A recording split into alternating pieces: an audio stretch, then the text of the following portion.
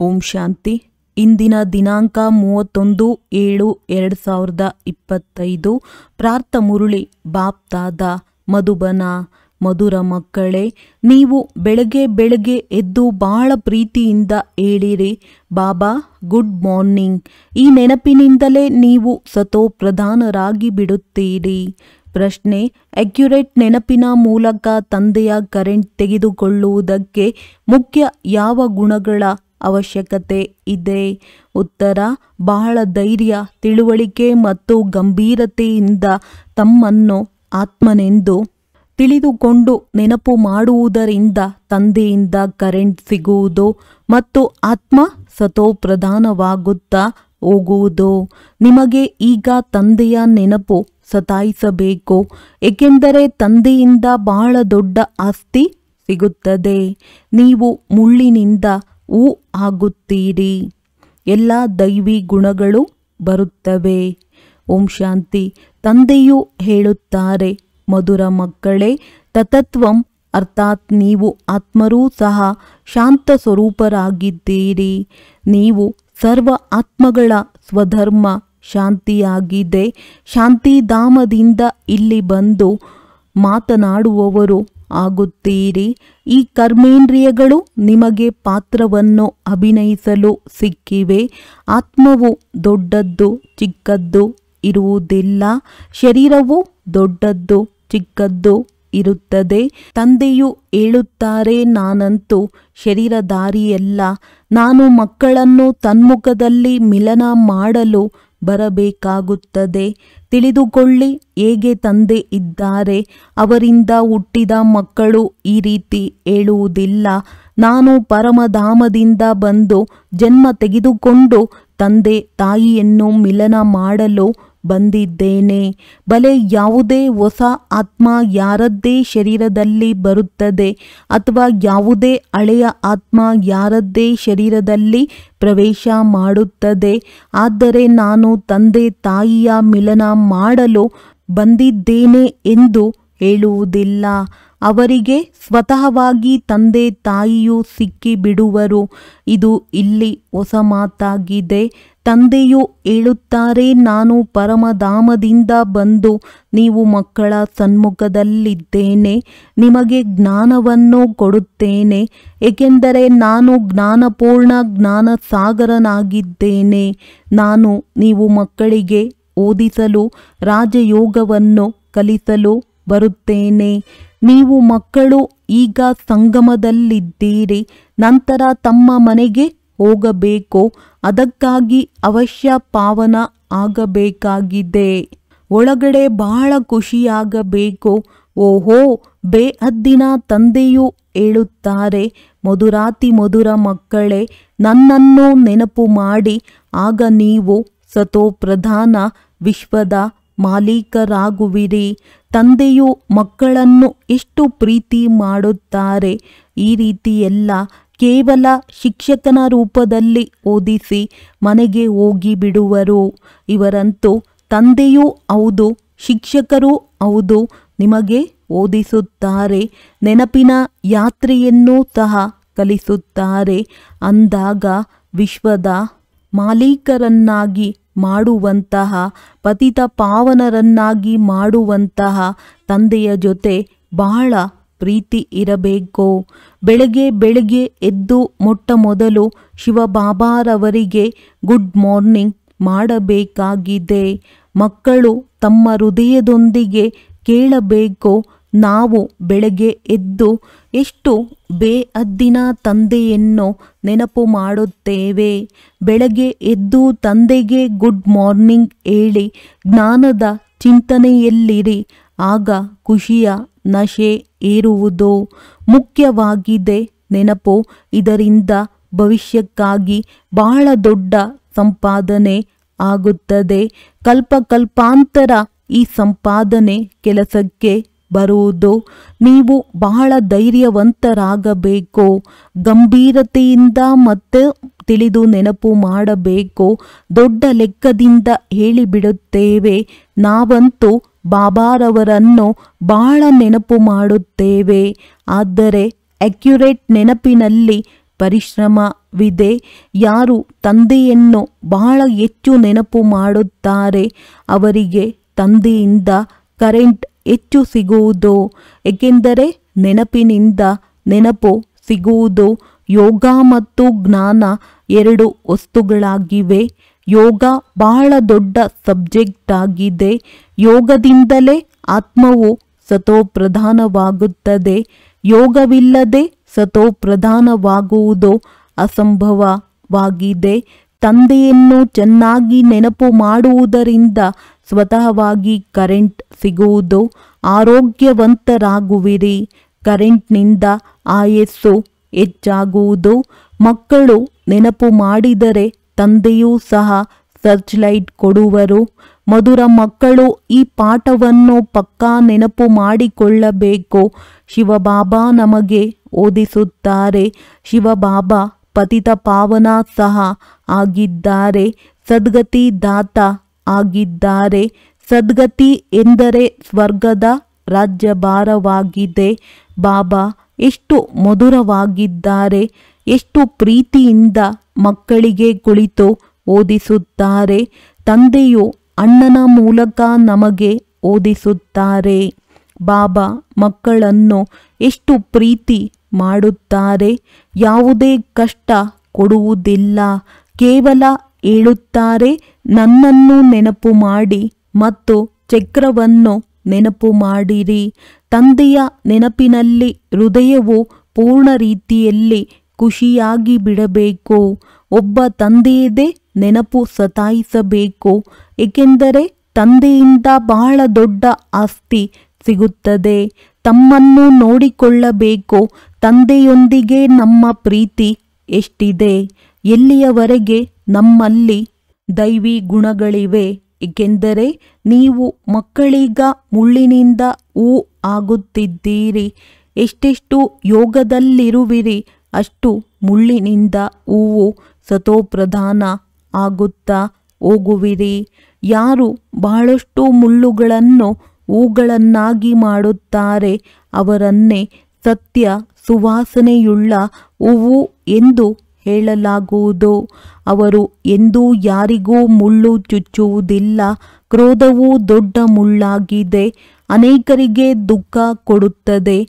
ಈಗ ನೀವು ಮಕ್ಕಳು ಮುಳ್ಳಿನ ಪ್ರಪಂಚದಿಂದ ದಡಕ್ಕೆ ಬಂದಿದ್ದೀರಿ. ನೀವು ಸಂಗಮದಲ್ಲಿದ್ದೀರಿ. ಹೇಗೆ ಮಾಲಿ ಹೂಗಳನ್ನು ಬೇರೆ ಮಡಕೆಯಲ್ಲಿ ಇಡುತ್ತಾರೆ ಹಾಗೆಯೇ ನೀವು ಹೂಗಳೂ ಸಹ ಈಗ ಸಂಗಮಯುಗಿ ಮಡಕೆಯಲ್ಲಿ ಬೇರೆ ಇಡಲಾಗಿದೆ. ನಂತರ ನೀವು ಹೂ ಸ್ವರ್ಗದಲ್ಲಿ ಹೋಗಿ ಬಿಡುವಿರಿ. ಕಲಿಯುಗಿ ಮುಳ್ಳುಗಳು ಭಸ್ಮವಾಗಿ ಬಿಡುವವು. ತಂದೆಯು ಹೇಳುತ್ತಾರೆ, ಮಧುರ ಮಕ್ಕಳೇ, ಎಷ್ಟು ನೀವು ಅನೇಕರ ಕಲ್ಯಾಣ ಮಾಡುತ್ತೀರಿ ಅಷ್ಟು ಪ್ರತಿಫಲ ಸಿಗುತ್ತದೆ. ಅನೇಕರಿಗೆ ದಾರಿ ತೋರಿಸುವುದರಿಂದ ಅನೇಕರ ಆಶೀರ್ವಾದ ಸಿಗುವುದು. ಜ್ಞಾನ ರತ್ನದಿಂದ ಜೋಳಿಗೆ ತುಂಬಿಸಿಕೊಂಡು ನಂತರ ದಾನ ಮಾಡಬೇಕು. ಜ್ಞಾನ ಸಾಗರ ನಿಮಗೆ ರತ್ನಗಳ ತಟ್ಟೆ ತುಂಬಿ ತುಂಬಿ ಕೊಡುತ್ತಾರೆ. ಯಾರು ಅದನ್ನು ದಾನ ಮಾಡುತ್ತಾರೆ ಅವರಿಗೆ ಎಲ್ಲರೂ ಪ್ರಿಯರೆನಿಸುತ್ತಾರೆ.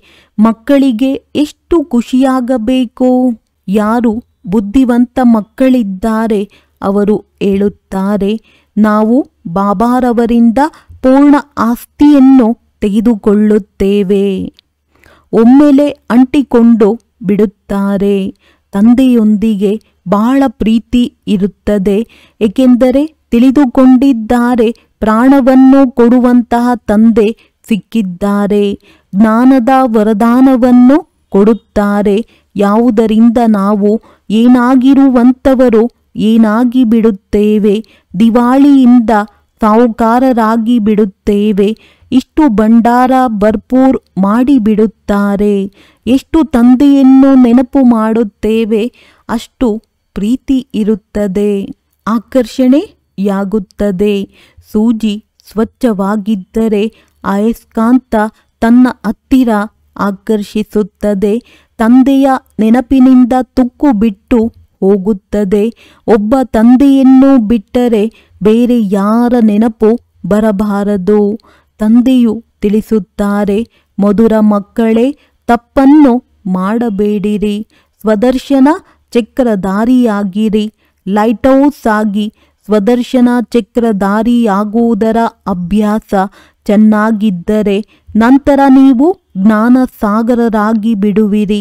ಹೇಗೆ ವಿದ್ಯಾರ್ಥಿಗಳು ಓದಿ ಟೀಚರ್ ಆಗುತ್ತಾರೆ, ನಿಮ್ಮ ವ್ಯವಹಾರವೇ ಇದಾಗಿದೆ. ಎಲ್ಲರನ್ನೂ ಸ್ವದರ್ಶನ ಚಕ್ರಧಾರಿಗಳನ್ನಾಗಿ ಮಾಡಿ ಆಗಲೇ ಚಕ್ರವರ್ತಿ ರಾಜ ರಾಣಿ ಆಗುವಿರಿ. ತಂದೆ ಹೇಳುತ್ತಾರೆ, ಮಕ್ಕಳೇ, ನೀವಿಲ್ಲದೆ ನನಗೂ ಆರಾಮವಿಲ್ಲದಂತಾಗುತ್ತದೆ. ಯಾವಾಗ ಸಮಯವಿರುತ್ತದೆ ಆಗಲೇ ಆರಾಮವಿಲ್ಲದಂತಾಗುತ್ತದೆ. ಈಗ ನಾವು ಹೋಗುವೆವು. ಮಕ್ಕಳು ಬಹಳ ಕರೆಯುತ್ತಾರೆ, ಬಹಳ ದುಃಖಿಯಾಗಿದ್ದಾರೆ, ದಯೆ ಬರುತ್ತದೆ. ಅದಕ್ಕಾಗಿ ನಾನು ನೀವು ಮಕ್ಕಳನ್ನು ಎಲ್ಲ ದುಃಖದಿಂದ ಬಿಡಿಸಲು ಬರುತ್ತೇನೆ. ಈಗ ನೀವು ಮಕ್ಕಳು ಮನೆಗೆ ಹೋಗಬೇಕಾಗಿದೆ. ನಂತರ ಅಲ್ಲಿಂದ ತಾವೇ ಸುಖಧಾಮಕ್ಕೆ ಹೋಗಿ ಬಿಡುವಿರಿ. ಅಲ್ಲಿ ನಾನು ನಿಮ್ಮ ಜೊತೆಗಾರನಾಗುವುದಿಲ್ಲ. ತಮ್ಮ ಅವಸ್ಥೆಯ ಅನುಸಾರ ನಿಮ್ಮ ಆತ್ಮ ಹೋಗಿ ಬಿಡುತ್ತದೆ. ಒಳ್ಳೆಯದು. ಮಧುರಾತಿ ಮಧುರ ಅಗಲಿ ಹೋಗಿ ಮರಳಿ ಸಿಕ್ಕಿರುವ ಮಕ್ಕಳ ಪ್ರತಿ ಮಾತ್ಪಿತಾ ಬಾಪ್ದಾದಾರವರ ನೆನಪು, ಪ್ರೀತಿ ಹಾಗೂ ಸುಪ್ರಭಾತ. ಆತ್ಮಿಕ ತಂದೆಯ ಆತ್ಮಿಕ ಮಕ್ಕಳಿಗೆ ನಮಸ್ತೆ. ಧಾರಣೆಗಾಗಿ ಮುಖ್ಯ ಸಾರ. ತಂದೆಯ ಕರೆಂಟ್ ಸ್ವತಃವಾಗಿ ತೆಗೆದುಕೊಳ್ಳಲು ಬಹಳ ಪ್ರೀತಿಯಿಂದ ತಂದೆಯನ್ನು ನೆನಪು ಮಾಡಬೇಕು. ಈ ನೆನಪೇ ಆರೋಗ್ಯವಂತರನ್ನಾಗಿ ಮಾಡುವುದು. ಕರೆಂಟ್ ತೆಗೆದುಕೊಳ್ಳುವುದರಿಂದ ಆಯಸ್ಸು ಹೆಚ್ಚುತ್ತದೆ. ನೆನಪಿನಿಂದಲೇ ತಂದೆಯ ಸರ್ಚ್ ಲೈಟ್ ಸಿಗುತ್ತದೆ. ತಪ್ಪು ಮಾಡುವುದನ್ನು ಬಿಟ್ಟು ಸ್ವದರ್ಶನ ಚಕ್ರಧಾರಿ ಲೈಟ್ ಹೌಸ್ ಆಗಬೇಕಾಗಿದೆ. ಇದರಿಂದಲೇ ಜ್ಞಾನ ಸಾಗರನಾಗಿ ಚಕ್ರವರ್ತಿ ರಾಜ ರಾಣಿಯಾಗಿ ಬಿಡುವಿರಿ. ವರದಾನ: ಎಲ್ಲರಿಗೂ ಖುಷಿಯ ಸಮಾಚಾರವನ್ನು ತಿಳಿಸುವಂತಹ ಖುಷಿಯ ಖಜಾನೆಯಿಂದ ಸಂಪನ್ನ ಭಂಡಾರ ಭವ. ಸದಾ ತಮ್ಮ ಈ ಸ್ವರೂಪವನ್ನು ಮುಂದಿಟ್ಟುಕೊಳ್ಳಿರಿ. ನಾವು ಖುಷಿಯ ಖಜಾನೆಯಿಂದ ಸಂಪನ್ನ ಭಂಡಾರವಾಗಿದ್ದೇವೆ. ಅಪರಿಮಿತ ಮತ್ತು ಅವಿನಾಶಿಯಾದ ಏನೆಲ್ಲ ಖಜಾನೆಗಳು ಸಿಕ್ಕಿವೆ ಆ ಖಜಾನೆಗಳನ್ನು ಸ್ಮೃತಿಯಲ್ಲಿ ತಂದುಕೊಳ್ಳಿರಿ. ಖಜಾನೆಗಳನ್ನು ಸ್ಮೃತಿಯಲ್ಲಿ ತಂದುಕೊಳ್ಳುವುದರಿಂದ ಖುಷಿಯಾಗುತ್ತದೆ ಮತ್ತು ಎಲ್ಲಿ ಖುಷಿ ಇದೆ ಅಲ್ಲಿ ಸದಾ ಕಾಲಕ್ಕಾಗಿ ದುಃಖವು ದೂರವಾಗಿ ಬಿಡುತ್ತದೆ. ಖಜಾನೆಗಳ ಸ್ಮೃತಿಯಿಂದ ಆತ್ಮವು ಸಮರ್ಥವಾಗಿ ಬಿಡುತ್ತದೆ. ವ್ಯರ್ಥವು ಸಮಾಪ್ತಿಯಾಗಿ ಬಿಡುತ್ತದೆ. ಸಂಪನ್ನ ಆತ್ಮನೆಂದಿಗೂ ಸಹ ಏರುಪೇರಿನಲ್ಲಿ ಬರುವುದಿಲ್ಲ. ಅವರು ಸ್ವಯಂ ಸಹ ಖುಷಿ ಇರುತ್ತಾರೆ ಮತ್ತು ಅನ್ಯರಿಗೂ ಖುಷಿಯ ಸಮಾಚಾರವನ್ನು ತಿಳಿಸುತ್ತಾರೆ. ಸ್ಲೋಗನ್: ಯೋಗ್ಯರಾಗಬೇಕೆಂದರೆ ಕರ್ಮ ಮತ್ತು ಯೋಗದ ಬ್ಯಾಲೆನ್ಸ್ ಇಟ್ಟುಕೊಳ್ಳಿರಿ. ಅವ್ಯಕ್ತ ಸೂಚನೆ: ಸಂಕಲ್ಪ ಶಕ್ತಿಯನ್ನು ಜಮಾ ಮಾಡಿ ಶ್ರೇಷ್ಠ ಸೇವೆಗೆ ನಿಮಿತ್ತವಾಗಿ. ಸೇವೆಯಲ್ಲಿ ಮುಖದ ಮೂಲಕ ಸಂದೇಶ ಕೊಡುವುದರಲ್ಲಿ ಸಮಯವು ಹಿಡಿಸುತ್ತದೆ. ಸಂಪತ್ತನ್ನು ತೊಡಗಿಸುತ್ತೀರಿ. ಏರುಪೇರಿನಲ್ಲಿಯೂ ಬರುತ್ತೀರಿ, ದಣಿಯುತ್ತೀರಿ. ಆದರೆ ಶ್ರೇಷ್ಠ ಸಂಕಲ್ಪಗಳ ಸೇವೆಯಲ್ಲಿ ಇದೆಲ್ಲವೂ ಬಚಾವಾಗುವುದು. ಅಂದ ಮೇಲೆ ಈ ಸಂಕಲ್ಪ ಶಕ್ತಿಯನ್ನು ಹೆಚ್ಚಿಸಿಕೊಳ್ಳಿ. ದೃಢತೆ ಸಂಪನ್ನ ಸಂಕಲ್ಪ ಮಾಡಿ. ಆಗ ಪ್ರತ್ಯಕ್ಷತೆಯು ಬೇಗ ಆಗುವುದು. ಡ್ರಾಮಾದ ಕೆಲವು ಗುಹ್ಯ ರಹಸ್ಯ ಸಂದೇಶ ಪುತ್ರಿಯರ ಮೂಲಕ. ಈ ವಿರಾಟ ಸಿನಿಮಾದಲ್ಲಿ ಪ್ರತಿಯೊಬ್ಬ ಮನುಷ್ಯಾತ್ಮನಲ್ಲಿ ತಮ್ಮ ತಮ್ಮ ಪೊಸಿಷನ್ ಅನುಸಾರ ಜೀವನದ ಜ್ಞಾನ ಅಥವಾ ಆ ಪಾತ್ರ ಮೊದಲೇ ಮರ್ಜ್ ರೂಪದಲ್ಲಿ ಇರುತ್ತದೆ. ಜೀವಾತ್ಮನಲ್ಲಿ ಇಡೀ ಜೀವನದ ಪರಿಚಯ ಮರ್ಜ್ ಆಗಿರುವ ಕಾರಣ ಸಮಯದಲ್ಲಿ ಇಮರ್ಜ್ ಆಗುತ್ತದೆ. ಪ್ರತಿಯೊಬ್ಬರಲ್ಲಿ ತಮ್ಮ ತಮ್ಮ ಸಂಪೂರ್ಣತೆಯ ಅವಸ್ಥೆಯ ಅನುಸಾರ ತಿಳುವಳಿಕೆ ಅಥವಾ ಪಾತ್ರ ಯಾವುದು ಮರ್ಜ್ ಆಗಿದೆ ಅದೇ ಸಮಯದಲ್ಲಿ ಇಮರ್ಜ್ ಆಗುತ್ತದೆ. ಯಾವುದರಿಂದ ನೀವು ಪ್ರತಿಯೊಬ್ಬರೂ ತಿಳಿದುಕೊಂಡಿರುವವರಾಗುತ್ತೀರಿ. ಈ ವಿರಾಟ ಸಿನಿಮಾ ಸೆಕೆಂಡ್ನ ಪಾತ್ರ ಹೊಸದಾಗಿರುವ ಕಾರಣ ನಿಮಗೆ ಈ ರೀತಿ ತಿಳಿಯುತ್ತದೆ. ಹೇಗೆ ಈಗೀಗ ಇಲ್ಲಿ ಬಂದಿದ್ದೇನೆ. ಪ್ರತಿ ಸೆಕೆಂಡ್ನ ಪಾತ್ರ ಬೇರೆಯಾಗಿರುತ್ತದೆ. ಕಲ್ಪದ ಮೊದಲಿನ ಕ್ಷಣ ಪುನರಾವರ್ತನೆಯಾಗುತ್ತದೆ. ಆದರೆ ಯಾವ ಸಮಯದಲ್ಲಿ ಪ್ರಾಕ್ಟಿಕಲ್ ಜೀವನದಲ್ಲಿ ನಡೆಯುತ್ತೀರಿ ಆ ಸಮಯದಲ್ಲಿ ಹೊಸದೆಂದು ಅನುಭವವಾಗುತ್ತದೆ. ಇದೇ ತಿಳುವಳಿಕೆಯಿಂದ ಮುಂದುವರೆಯಿರಿ. ಯಾರು ಈ ರೀತಿ ಹೇಳಲು ಸಾಧ್ಯವಿಲ್ಲ. ನಾನಂತೂ ಜ್ಞಾನ ಪ್ರಾಪ್ತಿ ಮಾಡಿಕೊಂಡಿದ್ದೇನೆ. ಈಗ ನಾನು ಹೋಗುತ್ತೇನೆ. ಎಲ್ಲಿಯವರೆಗೆ ವಿನಾಶವಾಗುತ್ತದೆ ಅಲ್ಲಿಯವರೆಗೆ ಇಡೀ ಪಾತ್ರ ಮತ್ತು ಜ್ಞಾನ ಹೊಸದಾಗಿದೆ. ಈ ವಿರಾಟ ಡ್ರಾಮಾದ ಏನೆಲ್ಲ ಮಾಡಲ್ಪಟ್ಟಿದೆ ಅದು ನಿಶ್ಚಯದಿಂದ ಮಾಡಲ್ಪಟ್ಟಿದೆ. ಮಾಡಲ್ಪಟ್ಟಿರುವುದನ್ನು ಯಾರು ತಪ್ಪಿಸುತ್ತಾರೆ ಅಥವಾ ಮಾಡುತ್ತಾರೆ? ಇದೆಲ್ಲ ತಮ್ಮ ತಮ್ಮ ಮೇಲೆ ಆಧಾರವಾಗಿದೆ. ಸ್ವಯಂನ ಶತ್ರು ಅಥವಾ ಸ್ವಯಂನ ಮಿತ್ರರು ನಾನೇ ಆಗಿದ್ದೇನೆ. ಈ ವಿರಾಟ ಸಿನಿಮಾದಲ್ಲಿ ಈ ಸಹನೆ ಮಾಡುವುದೂ ಸಹ ನಿಮಗೆ ಕಲ್ಪದ ಮೊದಲಿನ ಒಂದು ಮಧುರ ಸ್ವಪ್ನವಾಗಿದೆ. ಏಕೆಂದರೆ ನಿಮಗೆ ಏನೂ ಆಗುವುದಿಲ್ಲ. ಯಾರು ಸತಾಯಿಸುತ್ತಾರೆ ಅವರೂ ಸಹ ಹೇಳುತ್ತಾರೆ, ನಾನು ಇವರನ್ನು ಎಷ್ಟು ಸತಾಯಿಸಿದ್ದೇನೆ, ದುಃಖಿಯನ್ನಾಗಿ ಮಾಡಿದ್ದೇನೆ. ಆದರೂ ಇವರು ಡಿವೈನ್ ಯೂನಿಟಿ, ದೈವಿಕ ಏಕತೆ, ಸುಪ್ರೀಂ ಯೂನಿಟಿ, ಸರ್ವೋಚ್ಚ ಏಕತೆ, ವಿಜಯಿ ಪಾಂಡವರಾಗಿದ್ದಾರೆ. ಇದು ಮಾಡಲ್ಪಟ್ಟಿರುವುದನ್ನು ಯಾರೂ ತಪ್ಪಿಸಲು ಸಾಧ್ಯವಿಲ್ಲ. ಈ ವಿರಾಟ ಸಿನಿಮಾದಲ್ಲಿ ನೋಡಿ ಎಷ್ಟು ವಂಡರ್ ಆಗಿದೆ ಎಂದರೆ ನೀವು ಪ್ರತ್ಯಕ್ಷ ಪಾಂಡವರು ಬಂದಿದ್ದೀರಿ ಮತ್ತು ನಿಮ್ಮ ಹಳೆಯ ಚಿತ್ರಗಳು ಮತ್ತು ಲಕ್ಷಣಗಳು ಇಲ್ಲಿಯವರೆಗೆ ಕಾಯಂ ಆಗಿವೆ. ಹಳೆಯ ಶಾಸ್ತ್ರ, ಗೀತೆ, ಪುಸ್ತಕ ಇತ್ಯಾದಿಗಳನ್ನು ಸಂಭಾಲಿಸಿ ಇಟ್ಟುಕೊಳ್ಳುತ್ತಾರೆ. ನಂತರ ಅದರ ಮಾನ್ಯತೆ ಬಹಳಷ್ಟಿರುತ್ತದೆ. ಇಂತಹ ಹಳೆಯ ವಸ್ತುಗಳು ಕಾಯಂವಾಗಿರುತ್ತಾ ಈಗ ಹೊಸ ವಸ್ತುವಿನ ಆವಿಷ್ಕಾರವಾಗುತ್ತದೆ. ಹಳೆಯ ಗೀತೆ ಪ್ರಾಕ್ಟಿಕಲ್ನಲ್ಲಿರುತ್ತಾ ಹೊಸ ಗೀತೆಯ ಆವಿಷ್ಕಾರವಾಗಿದೆ. ಹೊಸದರ ಸ್ಥಾಪನೆಯಾಗುವಾಗ ಹಳೆಯದರ ಅಂತ್ಯವಾಗುತ್ತದೆ. ಈಗ ನೀವು ಪ್ರಾಕ್ಟಿಕಲ್ನಲ್ಲಿ ಜ್ಞಾನವನ್ನು ಜೀವನದಲ್ಲಿ ಪ್ರತ್ಯಕ್ಷ ಧಾರಣೆ ಮಾಡುವುದರಿಂದ ದುರ್ಗಾ, ಕಾಳಿ ಇತ್ಯಾದಿಗಳಾಗಿದ್ದೀರಿ. ನಂತರ ಹಳೆಯ ಸ್ಥೂಲ ಜಡಚಿತ್ರಗಳ ವಿನಾಶವಾಗುತ್ತದೆ ಮತ್ತು ಹೊಸ ಚೈತನ್ಯ ಸ್ವರೂಪದ ಸ್ಥಾಪನೆಯಾಗುತ್ತದೆ. ಈ ವಿರಾಟ ಸಿನಿಮಾ ಪ್ಲಾನ್ ಅನುಸಾರ ಸಂಗಮದ ಮಧುರ ಸಮಯದಲ್ಲಿ ನೀವು ಅನನ್ಯ ದೈವಿ ಮಕ್ಕಳೇ ವಿಕಾರಗಳ ಮೇಲೆ ವಿಜಯವನ್ನು ಪ್ರಾಪ್ತಿ ಮಾಡಿ ವೈಕುಂಠದ ಮಧುರ ಲಾಟರಿಯನ್ನು ಪಡೆಯುತ್ತೀರಿ. ನಿಮ್ಮ ಹಣೆ ಬರಹ ಎಷ್ಟು ಅದೃಷ್ಟಶಾಲಿಯಾಗಿದೆ. ಈ ಸಮಯ ನೀವು ನರ ಮತ್ತು ನಾರಿ ಅವಿನಾಶಿ ಜ್ಞಾನದಿಂದ ಪೂಜ್ಯ ಯೋಗ್ಯ ದೇವತಾ ಪದವಿ ಪ್ರಾಪ್ತಿ ಮಾಡಿಕೊಳ್ಳುತ್ತೀರಿ. ಇದೇ ಈ ಸಂಗಮದ ಅದ್ಭುತ ಸಮಯದ ಅದ್ಭುತ ಆಗಿದೆ. ಈಶ್ವರ ಸಾಕ್ಷಿಯಾಗಿ ನೋಡುತ್ತಿದ್ದಾರೆ. ನಾನು ಯಾವ ಪಾತ್ರಧಾರಿಗಳಿಗೆ ಅನೇಕ ಆಭರಣಗಳು, ಆಭೂಷಣಗಳಿಂದ ಶೃಂಗಾರ ಮಾಡಿ ಈ ಸೃಷ್ಟಿರೂಪಿ ಸ್ಟೇಜ್ನ ಮೇಲೆ ನೃತ್ಯ ಮಾಡಲು ಕಳುಹಿಸಿದ್ದರು. ಅವರು ಎಂತಹ ಪಾತ್ರ ಮಾಡುತ್ತಿದ್ದಾರೆ. ನಾನು ನನ್ನ ದೈವಿ ಮಕ್ಕಳಿಗೆ ಸ್ವರ್ಣ ಮುದ್ರಗಳು, ಬೆಳ್ಳಿ ನಾಣ್ಯಗಳನ್ನು ಕೊಟ್ಟು ಹೇಳಿದ್ದೇ ಈ ಭೂಷಣಗಳು, ಆಭರಣಗಳನ್ನು ತೊಟ್ಟು ಖುಷಿಯ ಅದೃಷ್ಟರಾಗಿ ಸಾಕ್ಷಿಯಾಗಿ ಪಾತ್ರವನ್ನು ಅಭಿನಯಿಸಬೇಕು ಮತ್ತು ಸಾಕ್ಷಿಯಾಗಿ ಈ ಆಟವನ್ನು ಸಹ ನೋಡಬೇಕು. ಸಿಕ್ಕಿ ಹಾಕಿಕೊಳ್ಳಬಾರದು. ಆದರೆ ಅರ್ಧಕಲ್ಪ ರಾಜ್ಯ ಭಾಗ್ಯ ಭೋಗಿಸಿ ನಂತರ ಅರ್ಧಕಲ್ಪ ತಾವೇ ರಚಿಸಿರುವ ಮಾಯೆಯಲ್ಲಿ ಸಿಕ್ಕಿ ಹಾಕಿಕೊಂಡಿದ್ದಾರೆ.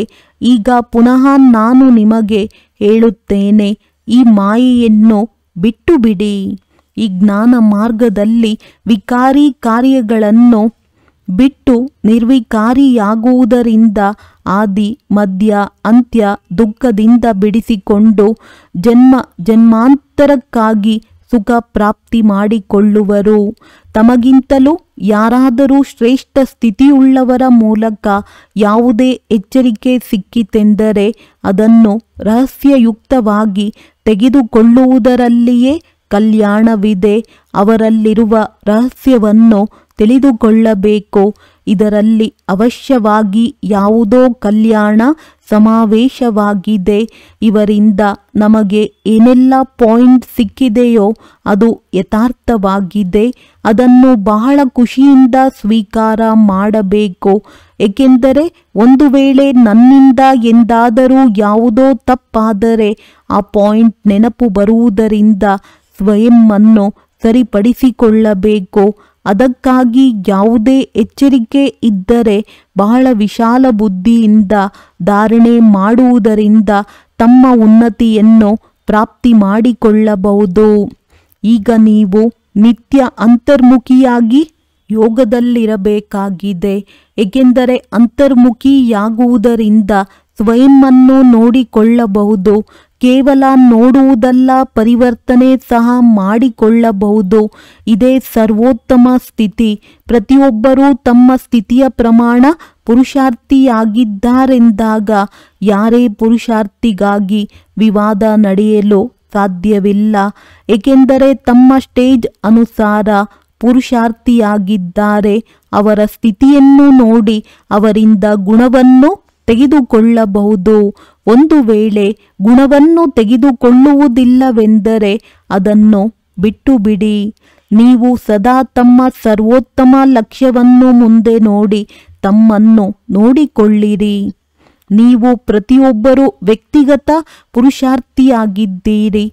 ನೀವು ತಮ್ಮ ಕಡೆ ದೃಷ್ಟಿ ಇಟ್ಟುಕೊಂಡು ಮುಂದೆ ಓಡುತ್ತಾ ಇರಿ.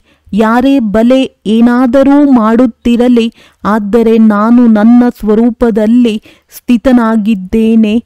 ಅನ್ಯ ಯಾರನ್ನೂ ನೋಡಬಾರದು.